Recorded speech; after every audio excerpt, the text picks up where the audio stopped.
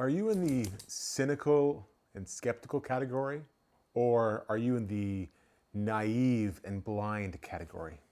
You see, our world tries to fit us into one of those two categories, but what if there's something else? What if there's this open-mindedness, but with also the work put in to make sure that it's actually truth, actual study, not because of cynicism or skepticism, but just to understand and to know it for ourselves. You see, I asked that question today because we're looking at some people who it says, the Bereans are their name, they're from Berea, and it says that they're of more noble character. In other translations, it might say noble-mindedness. And what it meant is that they heard the message of Paul. They heard about Jesus and how he claimed that this Jesus is the Messiah. And they heard the explanation he gave from the prophecies and from the Old Testament scriptures. And they didn't just accept it blindly, but they also didn't reject it with skepticism.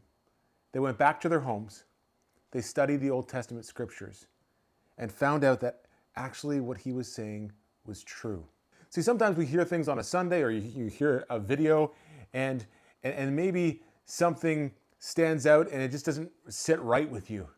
And maybe you just reject it with skepticism and cynicism because you're like, oh, that's not how I'm used to doing things. That doesn't fit into me and how I feel or what my regular rhythms are. And we just outright reject it. I don't think we should do that. On the flip side, sometimes we hear these messages, or we hear, on videos or in a sermon somewhere, and we just receive it and take it in and just, yeah, they must know because they went to school for that, or they're smart, or they sound intellectual. I don't think that's great either. I think we need to receive and hear and understand all sorts of knowledge and truths, whether from Scripture and even things that are out in the world. And we need to take those and process them, to study, to invite God to speak, to pray, to open the Scriptures, and to see what we've heard, if it's actually true. You see, even Jesus says, hey, seek out the truth. Knock on the door and it'll be open to you. Seek and you'll find. He wasn't scared about people seeking truth or seeking to see if things were real or seeking to see if it was right, because he knew the truth. And he knew that when people sought it out, it would set them free.